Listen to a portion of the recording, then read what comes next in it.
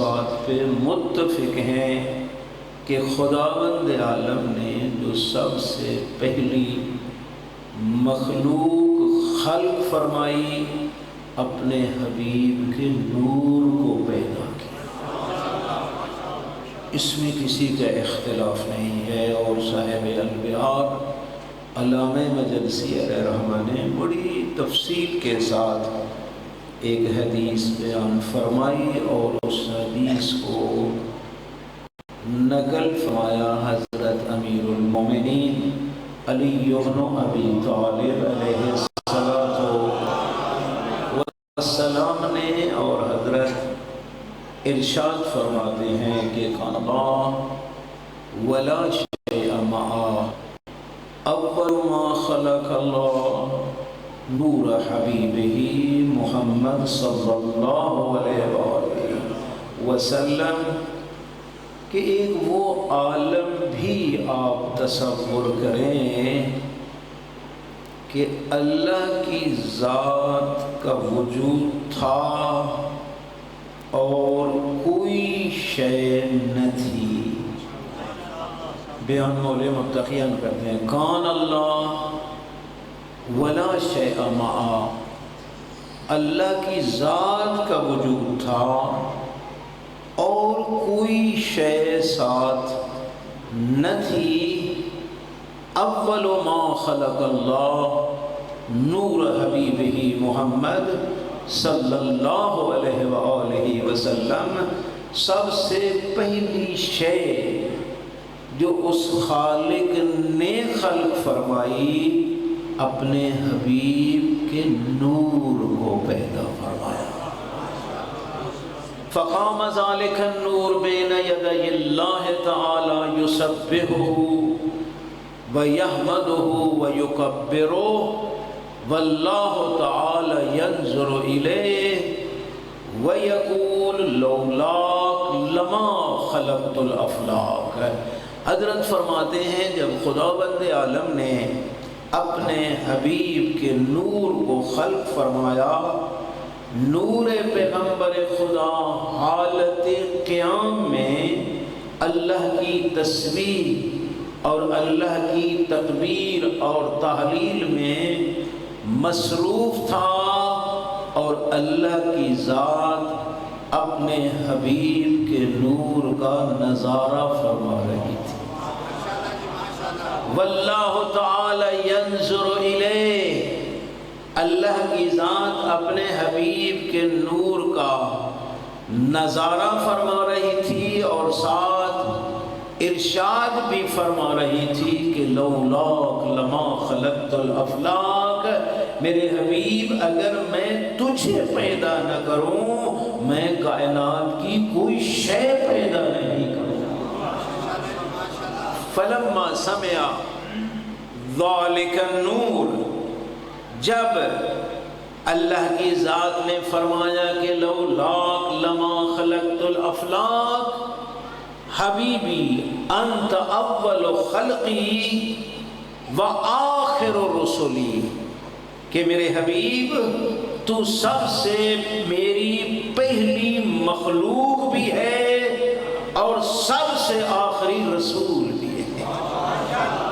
مخلوق ہونے کے لحاظ سے سید الانبیاء اول خلقی، اور رسول ہونے کے لحاظ سے آخر الرسلی، اگر میں تجھے پیدا نہ کروں میں کائنات کی کوئی شے خلق نہیں کروں گا۔ جب اس نور نے اللہ کے اس ارشاد کو سنا فخر ذلک النور ساجدا للہ تعالی، نور حبیب خدا قیام سے حالت سجدہ میں گر گیا، خراب گر گیا وہ نور حالت سجدہ میں، اور اسی سجدہ کی حالت میں تقاطرت منہ قطرات، حضرت سے کچھ نور کے قطرے جدا ہوئے، اور ان قطروں کی تعداد اتنا تھی جتنی نبیوں کی تعداد ہے، انبیاء کی تعداد ہے۔ اور پھر خداوند عالم نے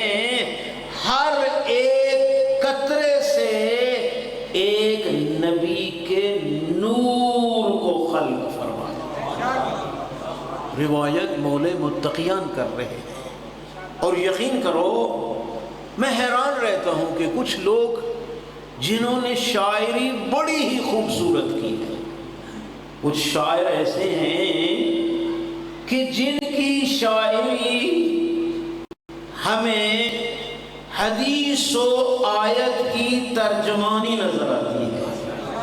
ایک بچپن میں ہم ایک ربائی سنتے تھے کہ احمد کے پسینہ سے نبی بنتا، یاد ہے آپ کو؟ مجھے تو یاد ہے۔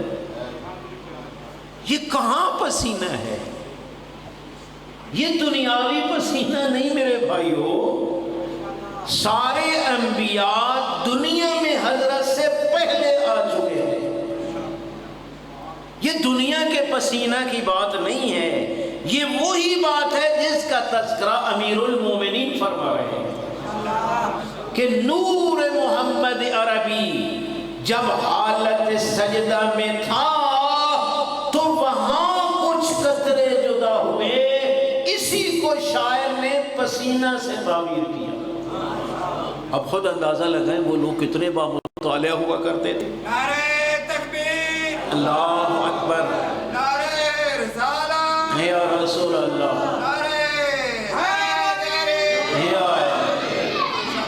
اور پھر دوسرا اگلا فقرہ بھی ماشاءاللہ تیرے اور میرے عقیدہ کی ترجمانی ہے کہ احمد کے پسینہ سے نبی بنتا ہے، اللہ جسے چاہے وہ ولی بنتا۔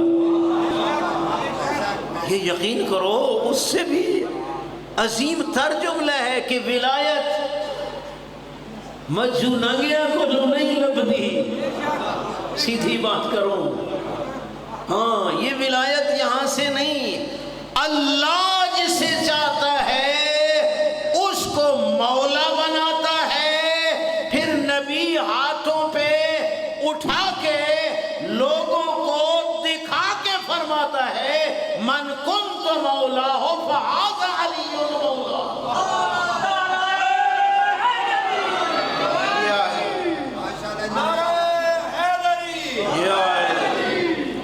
ساڑھے کو لو ولی بن ویندا جس نو کپڑے دی بھی ہوش نہیں ہوندی، انہوں نانگا پیر نہ رکھ چھوڑے۔ کہاں گئی یہ سوچیں اور فکریں، کہاں چلے گئے ہم لوگ، غیر مکلف لوگ ذہنی طور پہ وہ ہمارے پیر اور مرشد بن جاتے ہیں۔ یعنی اس سے بڑا بھی کوئی بحران ہے کہ وہ لوگ جن کو اپنا ہوش نہیں، وہ کون ہے جی؟ مرشد ہیں۔ مرشد کس کو کہتے ہیں؟ مرشد ہادی کو کہتے ہیں، راہبر کو کہتے ہیں، رہنما کو کہتے ہیں، جس کی اطاعت ہم پہ واجب ہوتی ہے۔ اگر یہ ولی اللہ تو بھانگ پیونی بھی پوسی، اسی بھی باتوں سے ہکی او لگوٹ زندگی گزار چھوڑا حاجی بشیر تے میں بھائی ساڑھا جہاں مرشد خدا کے لیے جن کے پاس علی جیسا مولا ہے، اس بندے کو ان کی ضرورت کیا ہے؟ کیا ضرورت ہے؟ کیا ضرورت ہے ایسے لوگوں کی؟ خدا کے لیے سوچو، غور کرو۔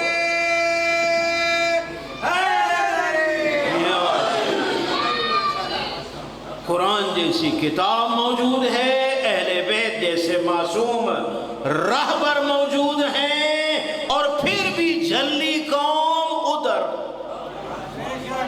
نہیں۔ میرے بھائیو اور بزرگوں، اللہ جسے چاہے وہ ولی بنتا، اللہ جسے چاہے۔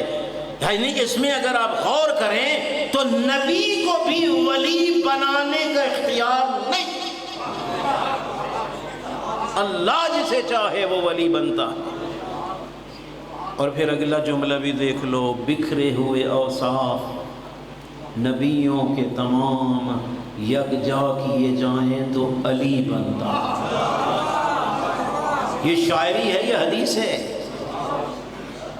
اہل علم لوگ بیٹھے ہیں میرے بھائیوں، یہ شاعری ہے یا حدیث ہے؟ پیغمبر کی صفوت، ابراہیم کی خلت، عیسیٰ کا زہد، موسیٰ کا رعب دیکھنا چاہے فَلْيَنْظُرْ إِلَىٰ وَجْهِ عَلِيِّ بْنِ أَبِي طَالِبٍ،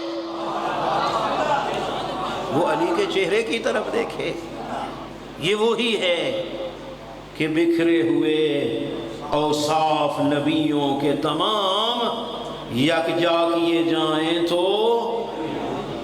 علی بنتا ہے۔ اوصاف آئے اگلے دن ایک سے سن دینا ہے پہ وڈا ذاکر آج کل بندا پیا سوشل میڈیا تے میں ویکھیا اگلے دن بھائی بشیر نو بھی گل سنائی آئی ماڑی جڑے کچھ لوگ آئے اس کے آکھیا کہ او جناب عیسیٰ علیہ السلام، مولا سے پوچھا گیا مولا آپ یہ فرمائیں کہ آپ کے پاس ما سبق انبیاء کے معجزے ہیں؟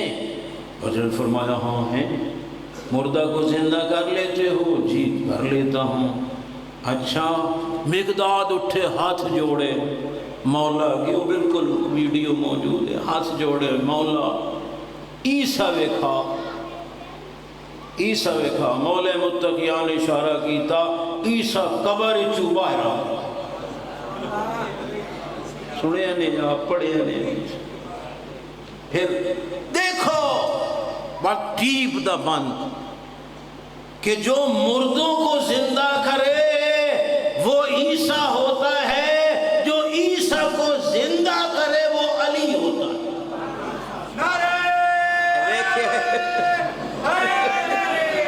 آئے حال ہے اتھے اور میں کیا کرا، یہ حالت ہے ہماری، ایسی کیوں ہے؟ چونکہ سوچنا ہی نہیں، اس کو اتنا ہی نہیں پتا کہ قرآن کہہ رہا ہے رفعہ الی السماء، عیسیٰ کو خدا نے آسمانوں پہ اٹھا لیا ہے۔ جب نبی معراج پہ گئے تھے عیسیٰ استقبال کے لیے کھڑا تھا۔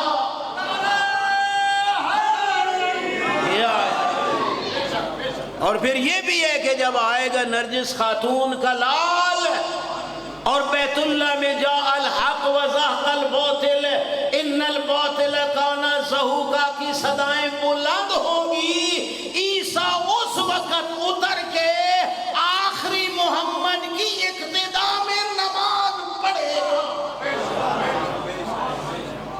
ہمارا عقیدہ یہ ہے، قرآن بھی یہی کہتا ہے، اور ہمارا یہاں والا کیا کہتا ہے کہ عیسیٰ مر گیا تے مولا دے ہاتھ۔ یہ ہیں ہمارے مرشد۔ نتیجہ کیا نکلے گا؟ خدا کے لیے قرآن کو ہاتھ سے مت دو، اہل بیت سے دور مت ہو۔ نہروں سے انسان اہل بیت کے قریب نہیں جاتا، ان کی سیرت، ان کی فرمودات وہ پڑھنے سے پتہ چلتا ہے کہ اہل بیت کا مقام کیا ہے اور نگاہ اہل بیت میں اللہ کا مقام کیا ہے۔ تو میرے بھائی اور بزرگوں، عرض یہ کر رہا تھا کہ حضرت فرماتے ہیں وہ قطرے گرے، ہر قطرے سے اللہ نے ایک نبی کے نور کو پیدا کیا۔ فلما تقوملت الانوار یطوف حول نور النبی کما یطوف الحاج حول بیت اللہ الحرام۔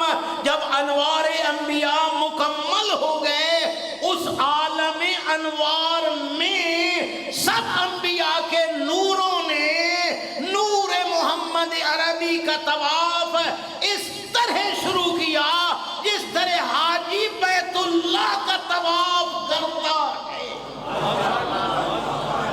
یہ ہے عظمت انبیاء۔ اللہم صلی علی محمد وعلی۔ پھر یہی نور تھا مختلف حجابوں سے ہوتا ہوا۔ میرے بھائیو اور بزرگوں، بڑی تفصیلی حدیث ہے، کئی صفوں کی ہے، میں چند جملے اس سے عرض کر رہا ہوں کہ مختلف حجابوں سے ہوتا ہوا یہی نور صلب حضرت آدم میں پہنچا، صلب حضرت آدم میں، اور وہاں سے مختلف طیب اور طاہر صلبوں سے اور طیب اور طاہر رحموں سے ہوتا ہوا صلب حضرت عبد المطلب میں پہنچا۔ صلح بھی ہے، رحم بھی ہے، لیکن ہے کیا؟ طیب اور طاہر۔ امام حسین علیہ السلام کے بارے میں ہم کیا زیارت میں پڑھتے ہیں؟ اشہد انک کنت نورا فی الاسلاب الشامخہ والارحام المطہرہ۔ اے مظلوم کربلا، میں گواہی دیتا ہوں تو پاک صلبوں میں بھی نور تھا، طیب اور طاہر رحموں میں بھی نور تھا۔ طیب اور طاہر رحم بھی تھے، صلب بھی تھے۔ یہی تو دلیل ہے کہ معصوم کے والدین مسلمان ہیں، جو سمجھ سکتے ہیں نا میرے بھائیوں۔ رحم اور صلبیں کافر کی پاک نہیں ہوتی۔ جب وہ بدبخت سارا ہی نجس ہے تو رحم اور صلب کیسے پاک؟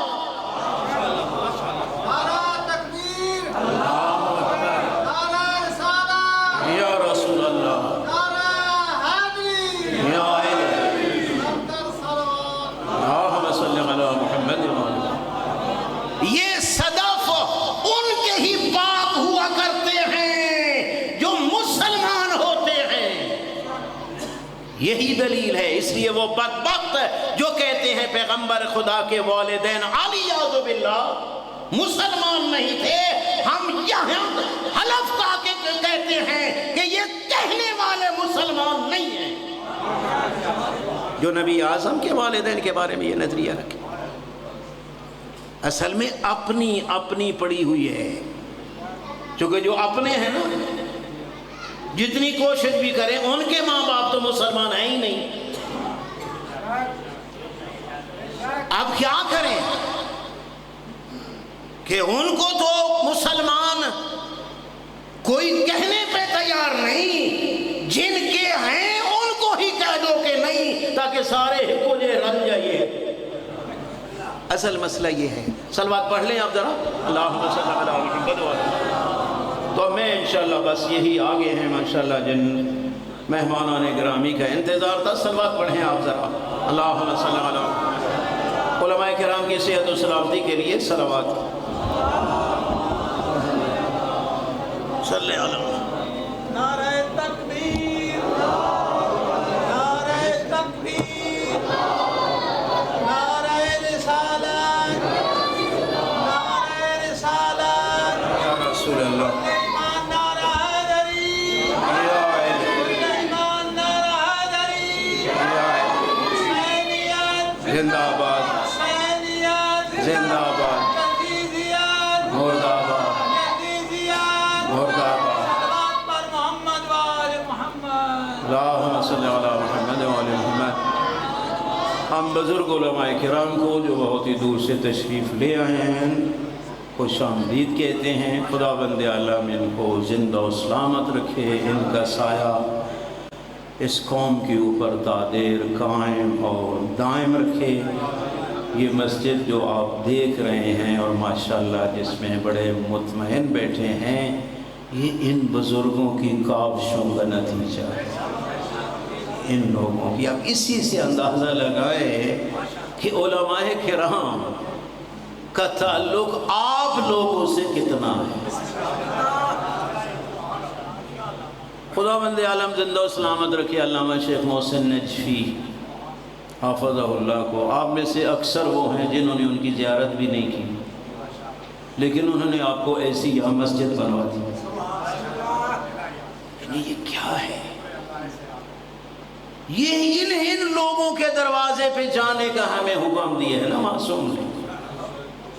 یعنی جو ہمیں معصوم نے اپنے بعد مرشد دکھائے تھے وہ تو یہ تھے، تے اسی کدے چلے گئے ہیں جڑا میں اگے دسے۔ اس لیے میرے بھائیوں اور بزرگوں قدر کرو، جس طرح معصومین نے ہمیں علماء کا دروازہ دکھایا، انشاءاللہ غیبت کبریٰ میں ہم نے اسی دروازے پہ دستک دینا ہے اور کوئی گھاٹا نہیں ہوگا۔ آپ دیکھو نا، سیلاب پاکستان میں آتا ہے سہم امام کے اجازے آیت اللہ سیستانی دیتا ہے کہ وہاں خرچ کرو، وہ لوگ مستحق ہیں۔ ہم کو احساس نہیں تھا جو یہاں ڈوب رہے تھے، وہاں بیٹھی ہوئی نجف والی شخصیت کو احساس تھا۔ یقین کرو کئی بار ان کی خدمت میں جانے کا شرف نصیب ہوا ہے نا، تو یہی فرماتے ہیں کہ نماز تہجد سے پہلے میں پاکستان کے شیعوں کے لیے دعا کرتا ہوں۔ آیت اللہ سیستانی کہ نماز شب سے پہلے، پھر نماز شب، اور اس میں پورے عالم اسلام کے لیے دعائیں۔ میں تو یقین کرو ہم اپنے جو حالات ہیں ان کو بھی دیکھتے ہیں، پھر اپنی بقا کو بھی دیکھتے ہیں، تو پتہ چلتا ہے پیچھے ان بزرگوں کی ہی دعائیں ہیں کہ ہم باقی ہیں۔ ورنہ جو ہمارے حالات ہیں وہ آپ سب کو علم ہے۔ میں اب زیادہ دیر نہیں آپ کو تنگ کرتا، بس یہی ہے، لکم فی رسول اللہ اسوۃ حسنہ۔ ہمارے لیے سید الانبیاء کا جو حضرت کی زندگی ہے وہ نمونۂ عمل ہے۔ ام المومنین عائشہ صدیقہ سے کسی نے پوچھا بعد از وصال پیغمبر خدا کہ مائی صاحبہ یہ تو بتاؤ پیغمبر کا اخلاق کیسا تھا؟ فرماتی ہیں کہ مختصر بتاؤں یا تفصیل سے؟ عرض کرتا ہے تفصیل کی بجائے مختصر ہی بیان فرما دو۔ تو مائی صاحبہ نے فرمایا خلقہ قرآن، اگر چلتا پھرتا قرآن دیکھنا ہو تو وہ زہرا کا بابا ہے، اور وہی ہستی جو خلقہ قرآن کی منزل پہ فائز ہے، وہ یہ فرماتے ہیں القرآن مع علی و علی مع القرآن۔ قرآن علی کے ساتھ ہے اور علی قرآن کے ساتھ ہے، نبی بھی قرآن کے ساتھ ہے، علی بھی قرآن کے ساتھ ہے، سارے ائمہ ہدیٰ بھی قرآن کے ساتھ ہیں۔ ہم جو ان کی ولایت کے قائل ہیں سن قرآن چنگا ہی نہیں لگتا، جڑا قرآن دی گل کرے وہ دی گل سنن تے تیار نہیں۔ یہ خود یہ بھی معصوم نے فرمایا تھا ایک دور آئے گا جو صحیح قرآن سنائے گا نا تو اس قرآن کی کوئی قیمت نہیں ہوگی، ذرہ برابر، کوئی اس سے سستا مال ہی کوئی نہیں، اور جو تروڑ مروڑ کے پیش کرے گا اس سے بڑھ کے کوئی قیمتی نہیں ہوگا۔ جو قرآن کو تروڑ مروڑ کے پیش کرے گا، آج کل تروڑ مروڑ کے پیش کرنے والوں کی بڑی مارکیٹ گرم ہے۔ اس لیے میرے بھائیوں ان کے دروازے پہ جاؤ جو صحیح قرآن سنائیں، جو تفسیر سنائیں، معصوم کا فرمان سنائیں، یہی میری اپیل ہے۔ خداوند عالم ہم سب کو اپنی زندگی سیرہ نبوی کے مطابق گزارنے کی توفیق مرحمت فرمائے۔ وآخر دعوانا الحمدللہ رب